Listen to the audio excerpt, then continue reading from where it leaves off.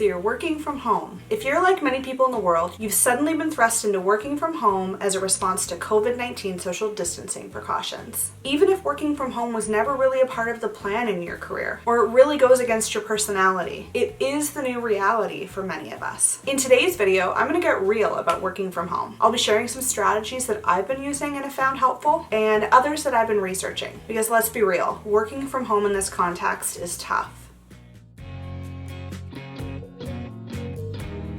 I'm Meredith McKenzie of Parallel Wellness, owner and registered clinical counselor. On this channel, we explore topics that bring clients to our therapy practice every day. You'll find tips and strategies that you can make your own to enhance your everyday life and manage your mental wellness. So subscribe to our channel and hit the bell so you're notified when we post new videos. We publish every Wednesday.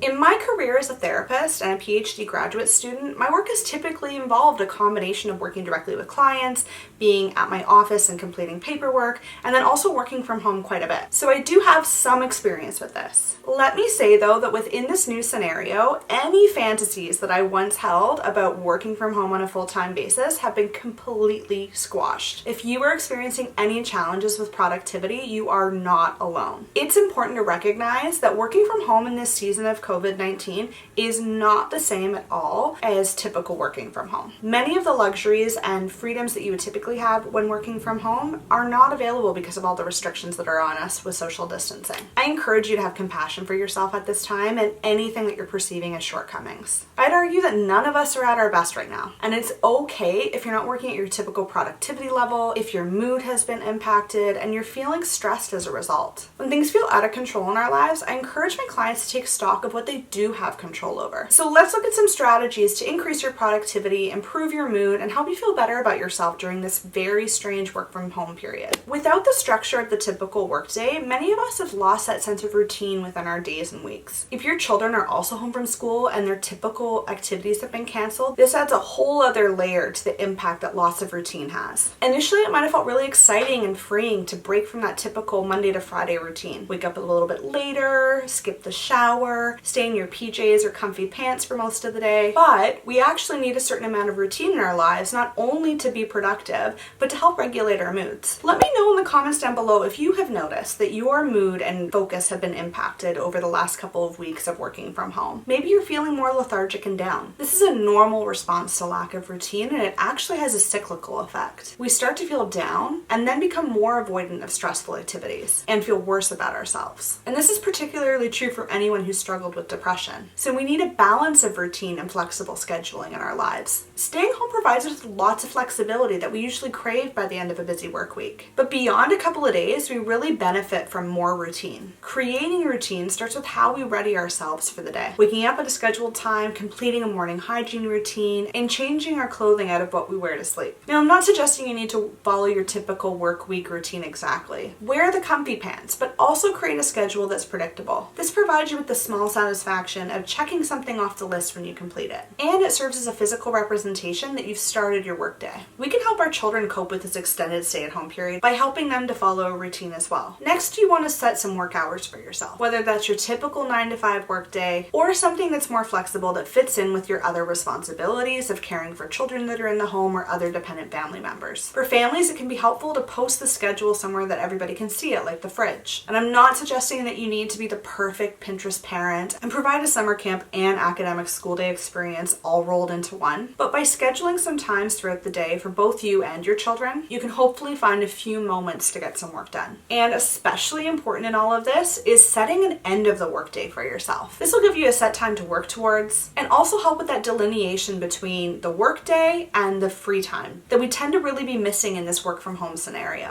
Taking breaks is important, and it's even more important to be intentional with how we take our breaks when we're working from home. Typically, if I was working from home, I'd stop into a coffee shop, and I always find myself to be more productive in a coffee shop. But that's not possible with social distancing rules. It's important to get creative and still take those breaks from your work when you need them. As a general rule, you should be taking more breaks than you currently are. Studies actually show that in the morning time, we can typically work about 90 minutes at the most before we lose our focus. And then throughout the day, we should be taking a 15-minute break for every hour that we're working. It's important to get up, move around, leave the workspace that you're in so that you get a break both mentally and physically. Creating a workspace that works for you is going to be unique to your needs and what helps you to be productive. Ask yourself, what have I found to be helpful in my regular workspace to help me be productive? To start, declutter the area that you're working in. If you're, noticing the laundry in the corner, or that there's dishes out, or the papers that you're going to be working with are cluttered, it's going to be harder to focus and your mind is going to be on all these other things that you could be doing. Also, a private room is ideal, but that can be really challenging, especially when we're working from home, a place that we intended to live and play in, and we're trying to find these little pockets of room that we're able to do work and be productive. But any space that you can find that's private, maybe you can close the door, you can put earbuds in, but some space that can be your area to really focus. Have access to water or a snack or things that you know that you're going to be searching for later in the day when you want a break. And maybe this is actually one of the benefits of working from home, but move around. Do the typing at the computer while sitting at a table, and then move to the couch where you're a little more comfortable to do some reading in the afternoon. And part of creating a good workspace, which brings me to my next point, is limiting distractions. When working from home, many of us combat way more distractions than we would in the typical work environment. Even if you're working from home alone, our homes are designed to be places for relaxation and escape, not focus. So if you're struggling with focusing at home, that's a sign that you've created a great space that helps you step away from the stresses of your work life. A great time management technique that many people have found to be successful, including myself, is the Pomodoro time management technique. Really, it's been named after a tomato-shaped timer, but essentially what it is setting a timer for yourself that you know that in that time period, you are going to maintain your focus until the timer goes off. It's a really great way of blocking out your day so that you're able to measure the number of time blocks that you've been productive in the day, and to then also schedule those breaks that you really do need in order to maintain your productivity. What's great about it is that it's super simple and it's actually very successful. So how you use this technique is you pick the task that you're going to work on, you set the timer for 25 minutes, you work on that task exactly for 25 minutes, avoiding all other distractions, and at the end when the timer goes off, you give yourself a 3 to 5 minute break. Something simple, even if you haven't finished that task. And then you start again. I'm really realizing the amazing benefits of having laptops and cell phones and all of this technology that helps us stay connected. Otherwise, it would be very difficult for a lot of us to be working from home. However, all of these devices come with different types of notifications that can be incredibly distracting. So another distraction recommendation I have is to set all of your settings to do not disturb or silent, because when we hear that sound effect, it pulls our attention away from the task that we're focusing on, and it can also create kind of a little bit of stress inside of us of, oh, I have something I need to do, and that moment of dread, which really just, doesn't do well for our mood in that moment either. Many phones as well have different features set within them that they're able to help us to limit other distractions or our accessibility to those applications that really draw our attention away, like social media and different websites. So if you're an iPhone owner, which I am, you can go into the settings of your phone,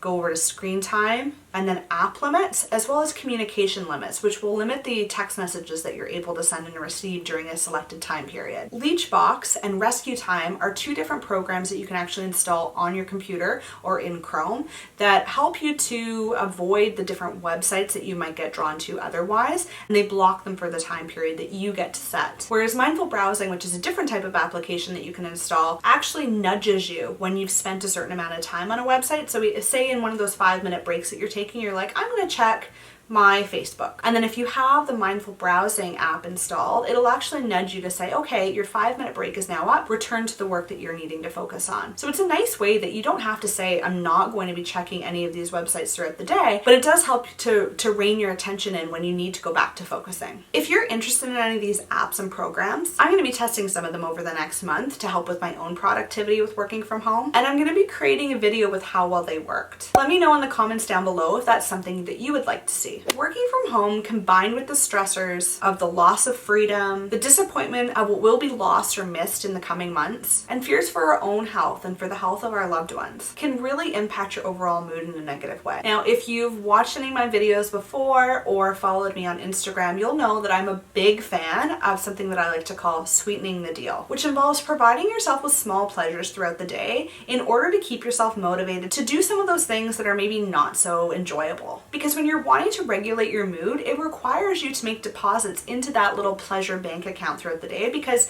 you are taking from it, and you're taking from it as you're completing this work and doing something that's a little more challenging. So take a moment to think about what simple things bring you pleasure on a day-to-day basis. For me, it's a cup of coffee with some flavored syrup in it, upbeat music from the 2000s, a warm blanket on my lap, and my diffuser with some essential oils, or maybe a candle that's lit. So my recommendation is to make some plans to add some pleasurable moments to your day. How can you make this work from home experience a little bit better? How can you sweeten the deal for yourself?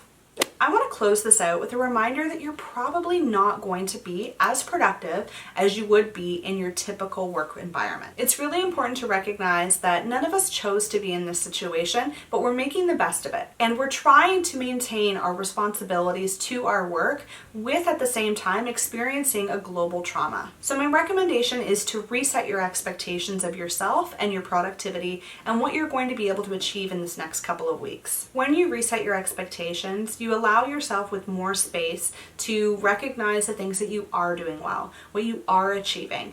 And I saw this on Instagram the other day, and I posted it for myself in my Instagram stories today, but just pick out 3 tasks that you want to achieve. And they have to be simple and they have to be achievable, because when you achieve these very simple, achievable goals, it helps you to feel better about yourself and recognize that you are doing well. This is not the time to be focusing on unrealistic goals for yourself in terms of health and fitness or academics or different projects that you're going to work on. Take it easy. You know, at this point, we need to consider this as though we're running an endurance marathon, and we're likely to be working home in this COVID-19 season for quite a while, many weeks, if not months. So we need to at least give ourselves the opportunity to ramp up and essentially train for working from home and spending so much time away from our social networks and away from our activities that typically provide us with some kind of emotional release and help balance everything out. So it's important to say, you know, I'm going to start small, and you know, in the coming weeks, if I start to feel as though I'm more and more productive and I'm getting the hang of this work from home thing, then I can add another thing to my list. So I suggest starting small, picking 3 simple, realistic, achievable goals for yourself at the beginning of the day, and then checking them off as you do them so you get that satisfaction.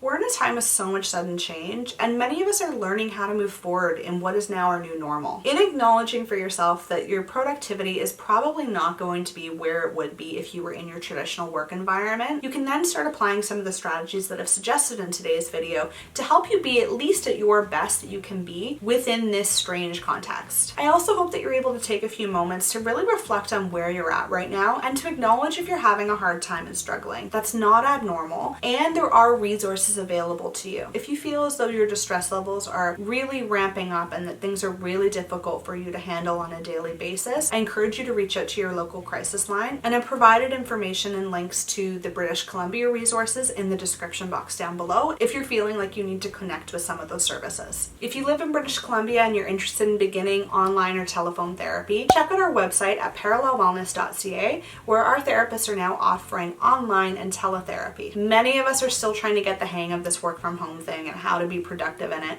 So if you have any recommendations for the other people that may be watching this video, please leave a comment in the comment section down below about what you've been doing to be productive, what you found helpful, what you found challenging. Let this be a space that you can connect with other people and talk about what's working and what's not. Even though we're social distancing, we can still connect with each other on a virtual level. If you found this video helpful, be sure to subscribe, share it with a friend so somebody else might benefit from it, and hit the like button so I know that you enjoyed it and I know to make more videos like this one. I hope that you're safe and healthy during this time, and I'll see you in the next video on Wednesday.